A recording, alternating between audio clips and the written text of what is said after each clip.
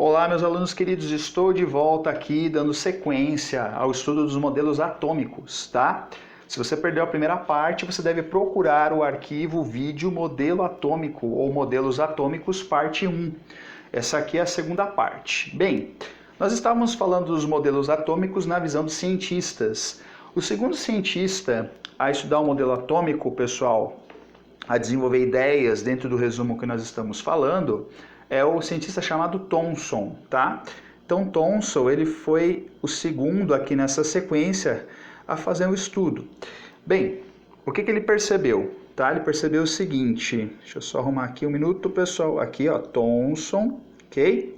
Thomson observou o seguinte, que após ter diversas evidências experimentais sobre a existência do elétron, ele derrubou a teoria de indivisibilidade do átomo proposta por Dalton. Então, uma coisa importante, Dalton, que é o cientista anterior que estava estudando o modelo atômico, os átomos, dizia que eles eram indivisíveis, tá? Fato que foi aí através dos estudos de Thomson estudou e ele falou assim, olha, o que Dalton disse não é bem por aí.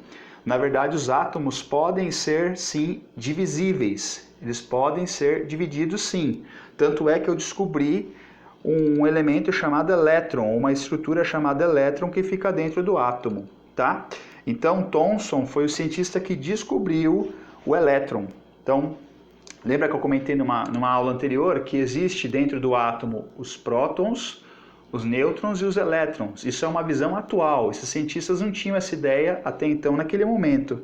Foi o que o nosso amigo aqui, Thomson, descobriu, os elétrons. E ele viu que os átomos eram divisíveis, ok? Que eles poderiam sofrer uma divisão, uma quebra, algo do gênero, tá bom? Bem, o estudo de modelo atômico do Thomson, pessoal, ganhou o nome de pudim de passas, tá? É um nome estranho mesmo, tá? Pudim de passa, professor, é o nome que ele deu para o estudo que ele fez, tá? É o pudim de passas. Então, pudim de passas, quando você ouvir falar disso, tá? Vai ser o modelo atômico estudado pelo nosso querido cientista Thomson, ok? Pudim de passas. Tudo bem, pessoal? Então, aqui, o segundo modelo atômico que nós estamos estudando. Tudo bem? Pudim de passas do nosso querido Thomson, ok? Bem, vamos agora para o outro modelo atômico do cientista Rutherford, tá? Bom, o Rutherford, ele enxergou o seguinte, pessoal, ele foi fazendo mais estudos e ele descreveu que o núcleo, né? O núcleo, ele era sempre positivo. Então, na visão de Rutherford, o núcleo de um átomo, né, ele é positivo. É isso que ele enxergou. Então, ele já enxergou que o núcleo era positivo, na visão dele, tá? Bem, ele também dizia que o modelo atômico parecia com o modelo do sistema solar, tá? Então, assim, ele entendia o seguinte, que havia um núcleo, certo? Que nem está aqui nesse desenho. Tem o núcleo onde lá dentro você tem estruturas positivas, tá? E ao redor do núcleo girava estruturas negativas. Então, no núcleo era tudo positivo e ao redor do núcleo tudo negativo. Era a ideia que ele tinha do modelo atômico, se baseando no sistema solar, onde os planetas giram em torno do Sol, né? Essa era a ideia dele. É uma ideia interessante, porém, com o tempo, outro cientista desenvolveu melhor essa ideia, tá? Mas era a ideia que Rutherford tinha, que tinha um núcleo positivo, ao redor era tudo negativo, e ele parecia o sistema solar, tá bom? Bem, como ficou a ideia depois final, professor? A ideia final foi o modelo atômico de Bohr, que era uma pessoa que acompanhava os estudos de Rutherford, né? E ele percebeu que havia alguns detalhes diferentes. Se a gente observar o modelo atômico de Bohr, né, que é esse daqui, você percebe uma diferença com relação ao de Rutherford. Perceba o de Rutherford aqui. Você tem um centro aqui, um núcleo, né, amarelo aqui, certo? Nesse desenho aqui. Em volta, uma coisa bem circular, que são os elétrons aqui no caso, circulando no núcleo cheio de prótons, que são partículas positivas. Nesse caso aqui, não é o que o que Bohr enxergou. Bohr enxergou diferente. Ele falou, olha, até tem um núcleo, certo? E também tem os elétrons girando em volta desse núcleo. Então, assim, o que Bohr observou? Bom, ele observou o seguinte, legal, o cientista Rutherford, nosso amigo Rutherford, até ele teve uma ideia interessante, porém existem algumas diferenças no atual modelo atômico, que é o quê?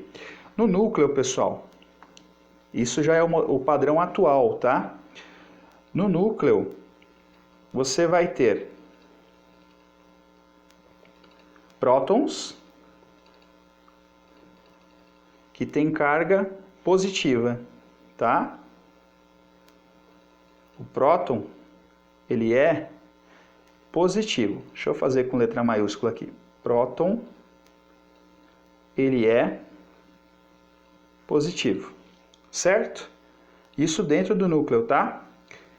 E você tem também o nêutron, que tem carga nula, tá? Tem carga zero. Vou colocar aqui, carga nula, tá? Essa foi a observação de Bohr. E ele percebeu o seguinte, que também existia uma eletrosfera.